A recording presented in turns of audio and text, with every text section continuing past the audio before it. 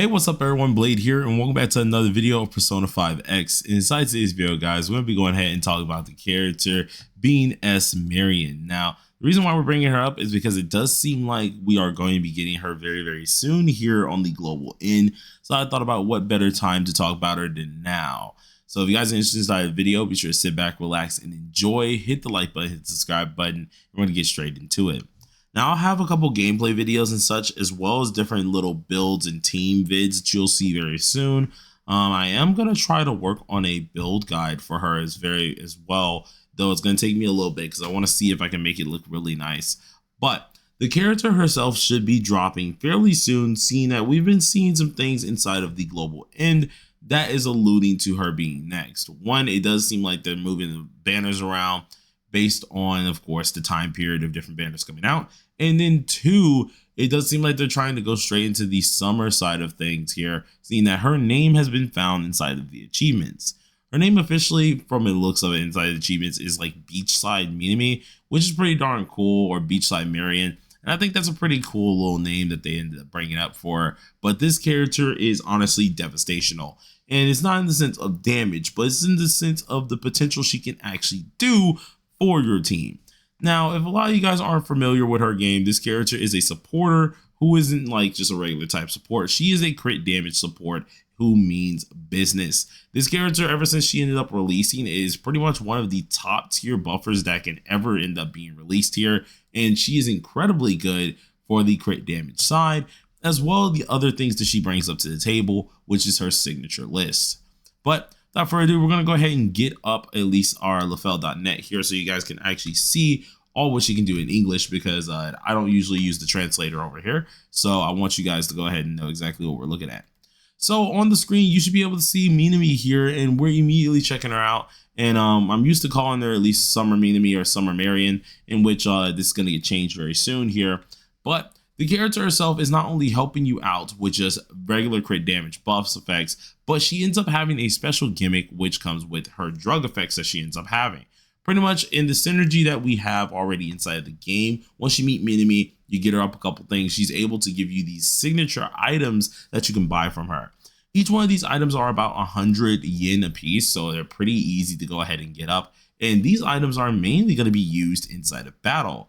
As you can see inside of the item list here, she has a few of them. Now, 3 of them are unlimited, which are the top 3, being the attack percent, defense percentage, and the damage dealt percentage. There are going to be certain characters that are usually just going to use the damage dealt one, but I've yet to really use the attack and defense ones, so I don't really rely on that one too much. Maybe defense if you're using Yusuke, but the other ones down below are going to be ones that you're going to end up using with specific teams. She has such items being DOT effect, resonance damage, one more and all out attack damage up, highlights and 3rd G damage ups, and then of course technical precision up here as well.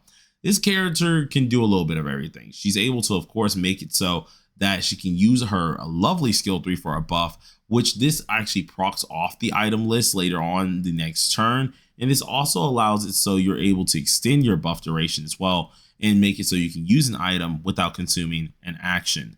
Now, this is a pretty cool thing that she's able to do. Of course, it allows for better little strategies that you can also do. And if you go up in awarenesses too, she can get more of these very quickly and actually allow her to do this a little bit more efficiently.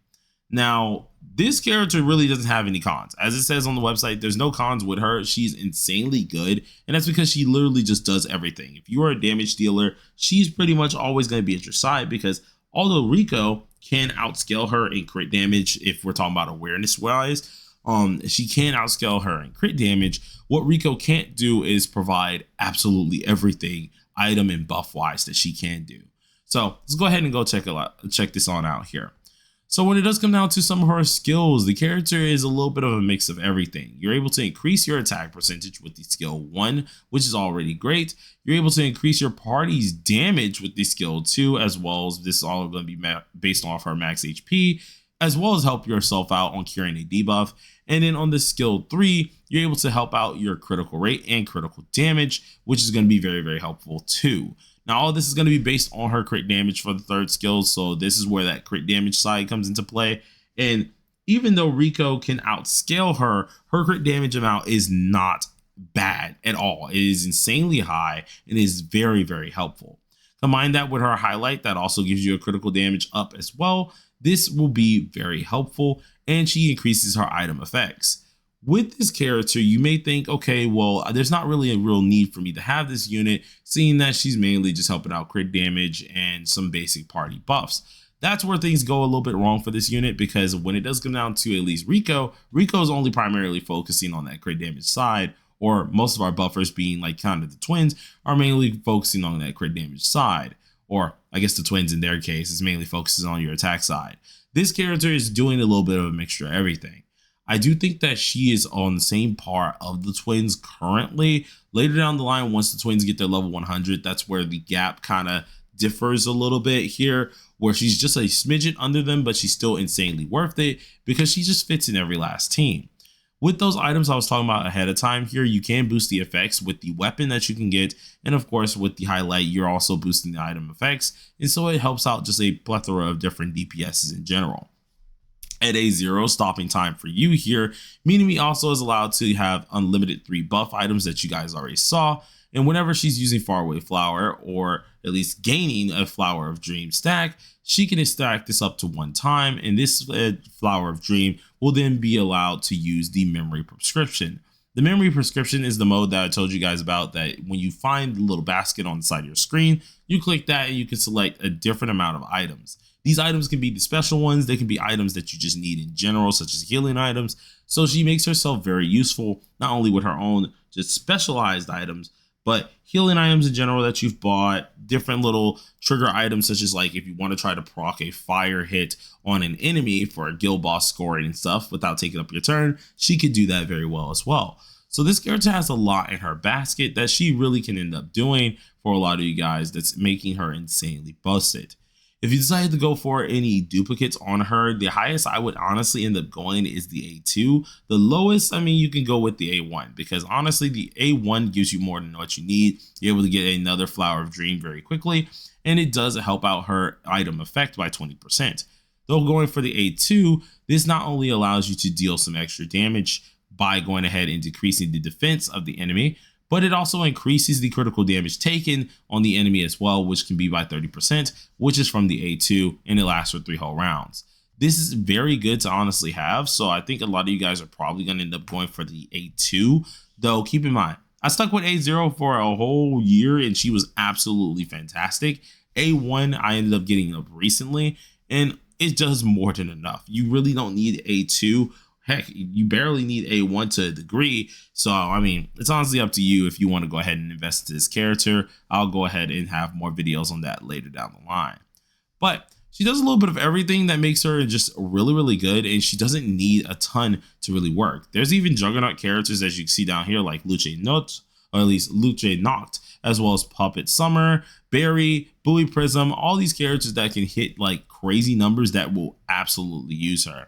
Even besides the ones that we mentioned down here, she can be placed in other teams too, so don't let these just 4 options think that these are the only teams she can work with. No, she has a lot more decisions. But with the 5-star weapon here, she increases the item effect by 20%, increases her critical damage by 15%, which is also great to get, and then the persona skills, whenever you use them here, increases the main target's attack by 10%.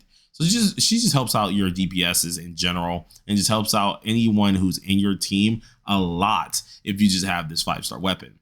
Granted, you could use the 4-star weapon, but keep in mind you're not automatically getting that lovely amount of crit damage just when using an item, and you're also not going to get that extra attack percent, so keep that in mind. I would advise getting the 5-star weapon. It makes her insanely good, though you can go with the option of not using it. As for the passives, we did not go over these. She can grant a blessing stack, which can help you with passive healing while increasing your allies' damage for each blessing stack that you do have.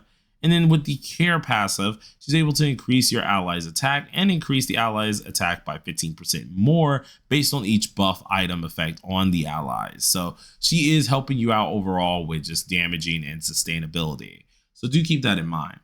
The character is immensely worth it, and I do think a lot of you guys really should go for her. I'm unsure exactly the exact date that she's coming out, because we have yet to get a, what's it called? A live stream about it, but I did want to go ahead and talk about her, seeing that most likely she's the next unit. You guys let me know if you're going to summon for her or not. I'll probably have a should you summon video and as well a couple other videos up later on down the line. But for now, I'm going to go ahead and dip on out of here. Thank you for watching and have a wonderful day.